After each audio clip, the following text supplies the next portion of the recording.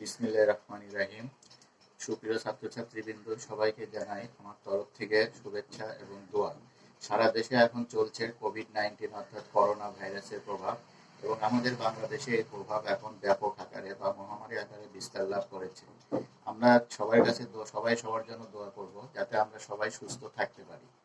এখন তোমাদেরকে এই অনলাইন ক্লাসে আমরা আসছি এই জন্য যে তোমাদের এখন সব কলেজ শিক্ষা প্রতিষ্ঠান বন্ধ আছে, কিন্তু যদি তোমাদের হঠাৎ করে পরীক্ষার রুটিন দেয় বা পরীক্ষা হয়, তখন তোমরা ঠিকভাবে এগুলোকে অংশগ্রহণ করতে পারবে না, এবং এই কারণে সৈয়দ আহমেদ কলেজের পক্ষ থেকে অনলাইনে ক্লাসের ব্যবস্থা করা হয়েছে।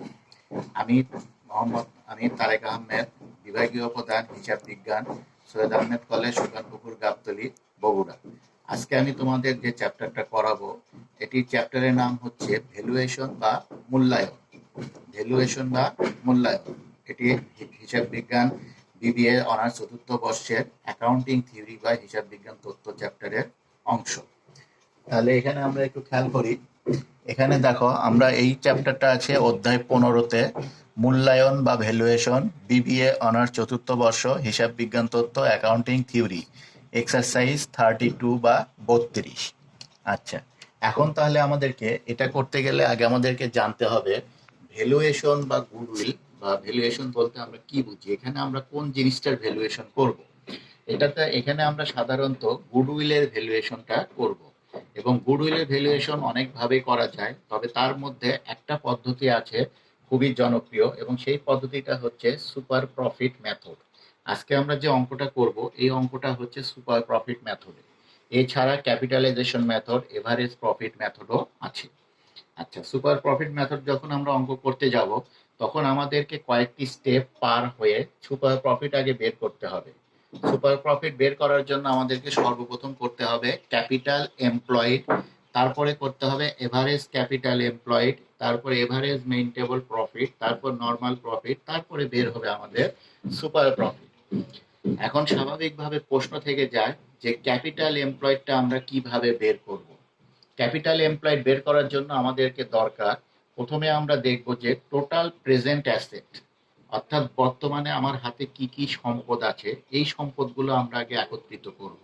তারপরে সেই সম্পদগুলো থেকে আমরা কি করব, কারেন্ট লাইবিলিটিস গুলো বাদ দিব। এখানে সবাইকে মনে রাখতে হবে not long term liabilities, current liabilities, অর্থাৎ চলতি দায়গুলো আমাদেরকে বাদ দিতে হবে। এখন আমরা দেখো, এখানে তোমার টোটাল অ্যাসেটের ভিতর গুডউইল এবং ইনভেস্টমেন্ট বলে দুটো আইটেম থাকতে পারে, কিন্তু এই দুটো আইটেমের পাশে যদি অ্যাট কস্ট কথাটা বলা না থাকে, তাহলে আমরা সেটা কি করব, আমরা সেই অ্যাসেটটা নিব না। তাহলে এখানে প্রথমে দেখো বলা আছে answer 32, step 1, calculation of capital employed.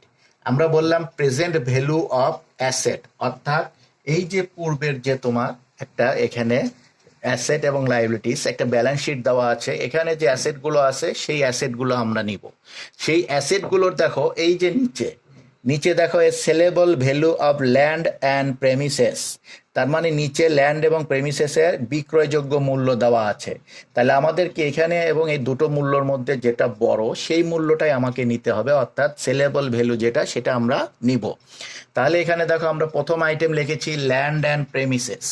এখানে তোমরা একটু চলে আসো এই পাশে, দেখো ল্যান্ড অ্যান্ড প্রেমিসেসের মূল্য দেওয়া আছে অ্যাট কস্ট 1,10,000, কিন্তু আমরা নিয়েছি কত, 2 লাখ। এইভাবে আমরা অ্যাসেট পাশে দেখো প্রথমে ল্যান্ড অ্যান্ড প্রেমিসেস, তারপরে মেশিনারি, এরপরে ইনভেন্টরি, এরপরে সানড্রি ডেটর্স, এরপর cash in hand at bank, এগুলো বসাবো। এখানে আমরা 5% মাইনাস করেছি সানড্রি ডেটর্স থেকে। কেন করেছি, আমরা একটু অঙ্কের ভিতর চলে আসি। দেখো এই যে 3 নাম্বার লাইন বলা হচ্ছে debtors are bad to the extent of 5% income receive from investment টাকা 10,000, এটা আলাদা, are bad to the extent of 5% income. তার মানে কি, ডেটর্স তোমার যা আছে তার মধ্যে 5% তোমার কুড়িন সঞ্চিতি, মানে 5% আদায় হবে না, অর্থাৎ এটাকে ব্যাড ডেটস বলা হয়। তাহলে আমরা যখন দেনাদারের মূল্য ধরবো, তখন যে 5% আদায় হবে না, 5% আমরা লিখতে পারবো না।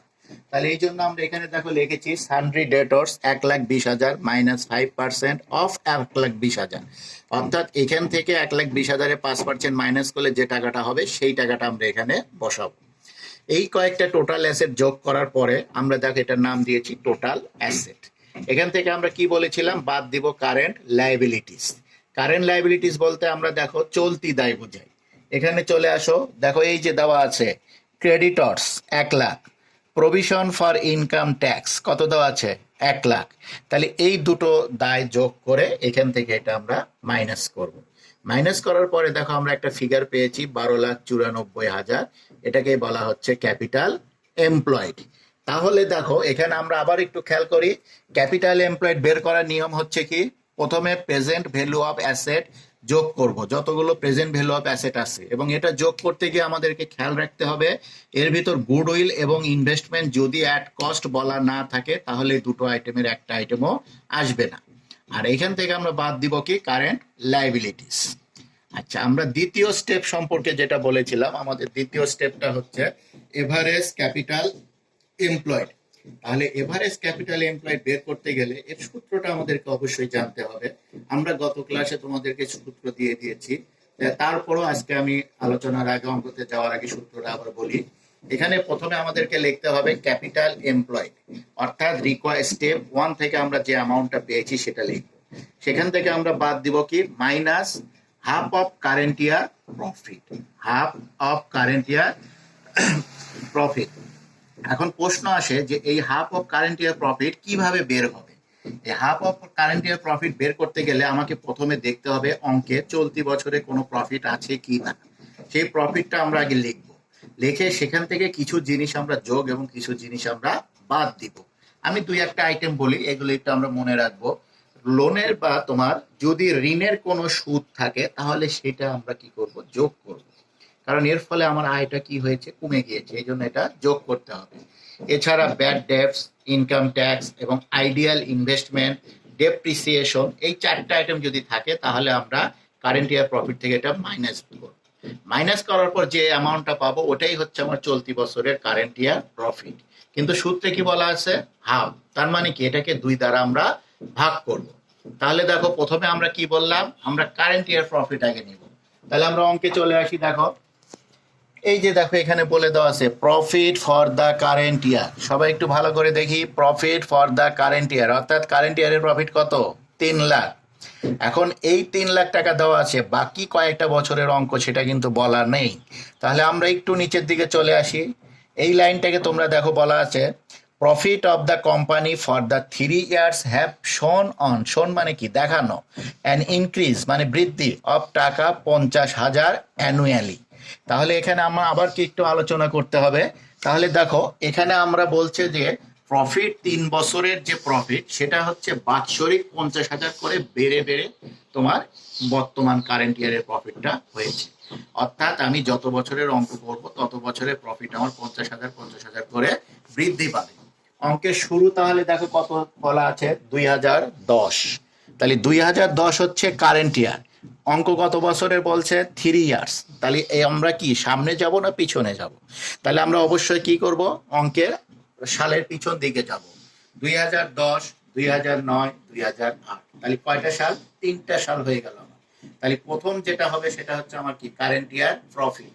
তাহলে এখানে দেখো এই যে আমরা লিখছি আগে ক্যাপিটাল এমপ্লয়েড, কোথা থেকে পেলাম, স্টেপ 1, টাকা কত, 12,94,000, less half of current year profit. আমরা বলছিলাম এই জিনিসটাই বের করতে হবে। এর নিচে দেখো বলা আছে profit for the year 3 lakh, যেটা আমরা লাইবিলিটিস পাশে পেয়েছি। ভ্যারাইস অ্যাডজাস্টমেন্ট উইথ প্রফিট, অর্থাৎ কোন কোন জিনিসের সাথে যোগ বিয়োগ করতে হবে বা সমন্বয় করতে হবে। আমরা বলেছিলাম 4টা আইটেম বিয়োগ করতে হয়। একটা হচ্ছে ডেপ্রিসিয়েশন, এই অঙ্কে কোনো ডেপ্রিসিয়েশন নেই। একটা ইনকাম ট্যাক্স, এটাতে কোনো ইনকাম ট্যাক্স নেই।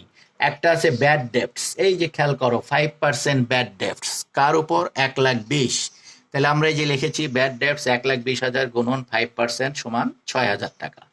আরেকটা আইটেম বলছিলাম ইন্টারেস্ট অন আইডিয়াল ইনভেস্টমেন্ট, এই পাশে চলে আসো। দেখো এই যে বলা আছে income receive from investment is টাকা 10,000, এটাকে বলা হচ্ছে আইডিয়াল ইনভেস্টমেন্টের ইন্টারেস্ট। তাহলে এটা আমরা লিখেছি গিভেন, গিভেন অর্থ যেটা দেওয়া থাকে। তাহলে এখানে দেওয়া আছে কত, 10,000, এই দুটো যোগ করে আমরা এখানে নামালাম 16,000। তাহলে চলতি বছরে আমার প্রফিট হয়েছে 3 লাখ, সেখান থেকে আমার বাদ গিয়েছে 16,000, টোটাল প্রফিট থাকে 2,84,000। কিন্তু সূত্রে বলেছে কি হাফ, তার অর্থ এই টাকাকে 2 দ্বারা ভাগ করতে হবে। তাহলে আমরা একে 2 দ্বারা ভাগ করলাম, করে পেলাম 1,42,000। ক্যাপিটাল এমপ্লয়েড ছিল 12,94,000, ভাগ করে পেলাম 1,42,000 হাফ অফ কারেন্ট ইয়ার, তাহলে টোটাল পেলাম 11,52,000। এটাকে আমরা বলছি এভারেজ ক্যাপিটাল এমপ্লয়েড। তাহলে দেখো, আমরা যদি ক্যাপিটাল এমপ্লয়েডটা ভালোভাবে করতে না পারি তাহলে কিন্তু আমরা এভারেজ ক্যাপিটাল এমপ্লয়েড করতে পারবো না, কারণ একটা আরেকটার সাথে সংশ্লিষ্ট। এই জন্য এই আইটেমগুলোকে আমরা স্টেপ বলছি, মানে সিঁড়ি। যেরকম আমরা যখন একটা বাসায় উঠতে যাই তখন দেখবা যে আমরা উপরে যখন উঠতে যাবো তখন একটার পর একটা সিঁড়ি ধাপে ধাপে উঠতে হবে, কিন্তু আমি এক সিঁড়ি থেকে যদি 4 নম্বর সিঁড়িতে যাই তাহলে আমি পড়ে যাবো। তো এখানেও তাই, 1 নম্বর সিঁড়ি থেকে যদি আমরা এক স্টেপ 1 করে 2 না করে 3 করি তাহলে আমার অঙ্কটা মিলবে না, কারণ আমার সিরিয়ালটা ব্রেক করা যাবে না। 3 নম্বরে আমরা বলেছি average maintainable profit. Average maintainable profit, তাহলে এভারেজ মেইনটেবল প্রফিট বের করার সূত্র হচ্ছে কারেন্ট ইয়ার প্রফিট যেটা থাকবে, অর্থাৎ কয় বছরের অঙ্ক। অঙ্ক যদি 4 বছরের হয় তাহলে টোটাল প্রফিট 4 বছরের প্রফিট যোগ দিয়ে আমি 4 দ্বারা ভাগ দিব। ভাগ দিলে যে অ্যামাউন্টটা পাবো সেটাই হচ্ছে এভারেজ। কিন্তু এই এভারেজ ক্যাপিটাল এমপ্লয়েডের ভিতরে যদি আমি কোনো আইটেম বাদ দেই বা যোগ করি তাহলে এই পাশে এসেও আমার সেই আইটেমগুলো বাদ বা যোগ হবে। তাহলে এখানে দেখো, অঙ্ক করেছি 2010 সাল, এই জন্য প্রফিট দেওয়া আছে 3 লাখ, এবং বলেছে প্রত্যেক বছরে প্রফিট 50,000 করে বৃদ্ধি পেয়েছে। তাহলে এই বছর যদি 3 লাখ হয় তাহলে এর আগের বছর কত ছিল? 50,000 বৃদ্ধি পেলে অবশ্যই 50,000 কি মাইনাস হবে, তাহলে মাইনাস করে কত হলো? 2.5 লাখ। তাহলে তার আগের বছর কত ছিল? 2.5 লাখ থেকে 50 মাইনাস করে 2 লাখ। তাহলে এখানে দেখো, এখানে কি বলা আছে? 2 লাখ। তাহলে টোটাল তিনটা মিলে যোগ করে এভারেজ কত হলো? 7.5 লাখ ভাগ 3। 3 দ্বারা কেন ভাগ করলাম? 1 2 3, অর্থাৎ 3 ইয়ার্স। টোটাল টাকা আসলো কত? 2.5 লাখ। এখান থেকে দেখো আমরা মাইনাস করব ভ্যারাইস অ্যাডজাস্টমেন্ট অফ প্রফিট, স্টেপ 2, অর্থাৎ চলে আসো এই পাশে। এই যে দেখো স্টেপ 2, 6,000 আর কত? 10,000, 16,000। তাহলে এই 16,000 আমরা সরাসরি নিয়ে আসছি এইখানে। তাহলে এখান থেকে এটা মাইনাস করে যেটা পাবো এটাই হচ্ছে আমার এভারেজ মেইনটেবল প্রফিট। স্টেপ 4 যে আমরা দেখো বলা আছে ক্যালকুলেশন অফ নর্মাল প্রফিট। এই ক্যালকুলেশন অফ নর্মাল প্রফিট বের করার সূত্র হচ্ছে এভারেজ ক্যাপিটাল এমপ্লয়েড গুণন NRR। এখন সবার মনে প্রশ্ন থাকতে পারে যে NRR অর্থ কি? NRR অর্থ হচ্ছে number of rate of return. Number of rate of return, অর্থাৎ আমার এখানে NRR কত দেওয়া আছে। কোনো সময় অঙ্কের দেওয়া থাকবে, কোনো সময় অঙ্কের দেওয়া থাকবে না। যদি অঙ্কের দেওয়া না থাকে তাহলে NRR আমরা 10ও ধরতে পারি, 15ও ধরতে পারি, কিন্তু যদি অঙ্কের দেওয়া থাকে তাহলে যা দেওয়া থাকবে আমাকে তাই ধরতে হবে। তোমরা অঙ্কের শেষ লাইনটা খেয়াল করো। এই যে দেখো বলা আছে the rate of return of companies doing similar business as around 15%। তাহলে আমরা কি বললাম যে যদি 10% বা 15% উল্লেখ করা থাকে তাহলে আমরা অবশ্যই সেটা ধরবো যেটা উল্লেখ থাকবে, আর যদি উল্লেখ না থাকে তাহলে 10 বা 15 যে কোনোটাই ধরতে পারি, তবে ছোটটা ধরাই শ্রেয়। তাহলে এখানে দেখো সূত্র লিখেছি আমরা কি? Average capital employed. এই এভারেজ ক্যাপিটাল এমপ্লয়েড আমরা কোথায় পেয়েছি? আমরা একটু যদি পিছন দিকে তাকাই তাহলে দেখো স্টেপ 2, স্টেপ 2 এখানে লেখা আছে calculation of average capital employed. কত পেয়েছি? 11,52,000। দেখো এই যে টাকাটা বসিয়ে দিলাম। আর এটা কোথা থেকে এসেছে? এটা এসেছে দেখো আমার এই যে এখানে 15% দেওয়া আছে, তাহলে সেই 15%টা আমরা এখানে বসালাম। এখন যে টাকাটা বের হলো এর পরের স্টেপটা হচ্ছে ক্যালকুলেশন অফ সুপার প্রফিট। তাহলে সুপার প্রফিট বলতে আমরা কি বুঝি? সুপার প্রফিট বলতে আমরা বুঝি সুপারম্যান। আমরা অনেকেই সুপারম্যান দেখেছি, সেখানে কি দেখায় যে একজন ব্যক্তি যা স্বাভাবিক তার চেয়ে অতিরিক্ত যে কাজগুলো করে এটাকে বলা হচ্ছে সুপারম্যান, মানে অতি মানব। তাহলে এখানেও দেখো বলা আছে সুপার প্রফিট, অর্থাৎ অতি মুনাফা। তাহলে অতি মুনাফার সূত্রটা কি? Average maintainable profit minus normal profit. এই এভারেজ মেইনটেবল প্রফিট আমার কোথায় আছে? রিকোয়ার্ড 3-তে। কত পেয়েছি? 2,34,000। নর্মাল প্রফিট কোথায় আছে? স্টেপ 4-এ। কত পেয়েছি? 1,72,800। তাহলে এখন আমার এটা বের করা কি খুব কঠিন হবে? আমার মনে হয় না। কেন? আমরা এখানে শুধু অ্যামাউন্টগুলো বসিয়ে দিলাম, দিয়ে যে টাকাটা পেলাম এটাকে বলা হচ্ছে সুপার প্রফিট। তবে এখানে একটা কথা আছে, সেটা হচ্ছে এই যে সুপার প্রফিটটা, এই সুপার প্রফিট যদি ঋণাত্মক আসে, ঋণাত্মক বলতে আমরা কি বুঝি? মাইনাস ফিগার, অর্থাৎ এইটা যদি আগে থাকে, এটা যদি পরে থাকে, তাহলে এটার আগে -৬১,২০০ হতো, তখন কিন্তু আমার গুডউইল হবে না। তাহলে আমরা এখান থেকে একটা নতুন জিনিস কিন্তু শিখতে পারলাম যে সুপার প্রফিট নেগেটিভ হলে তার জন্য কোনো গুডউইল বের হয় না, কিন্তু সুপার প্রফিট যদি পজিটিভ হয় তাহলে তার জন্য সূত্র, মানে তার জন্য গুডউইল বের হবে।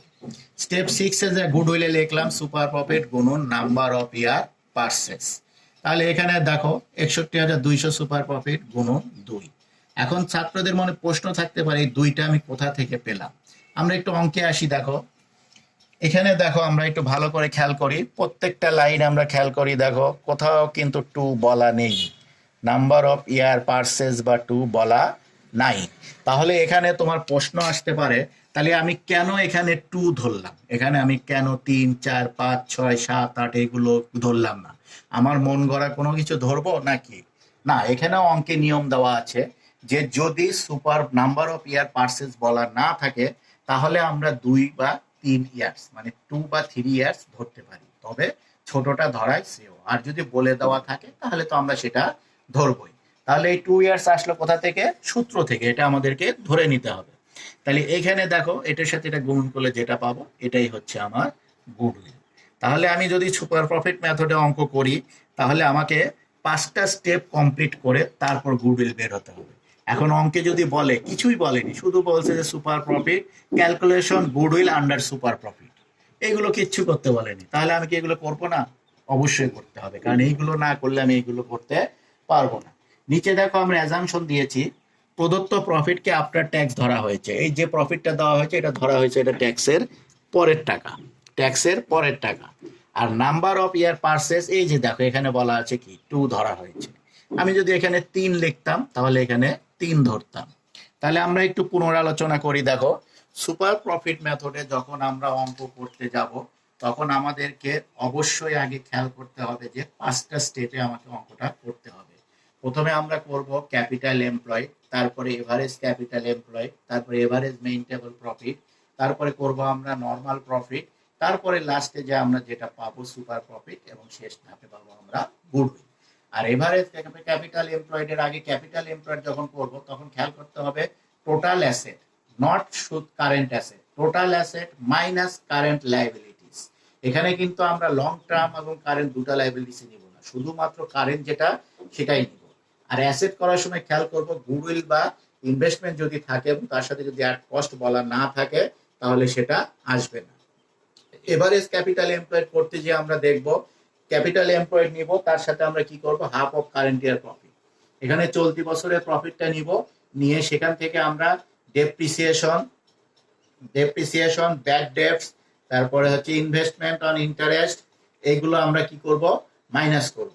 আর যোগ করব কি, আমরা যোগ করব হচ্ছে শুধুমাত্র ইন্টারেস্ট অন লোন, লোনের যে সুদ। এইগুলো করার পর যে অ্যামাউন্টটা পাবো তাকে 2 দ্বারা ভাগ দিলে half of current year profit হবে, তখন ক্যাপিটাল এমপ্লয়েড থেকে মাইনাস করলে পাবো আমরা এভারেজ ক্যাপিটাল এমপ্লয়েড। 3 নাম্বার ধাপে যে আমরা কি করব এভারেজ মেইনটেবল প্রফিট।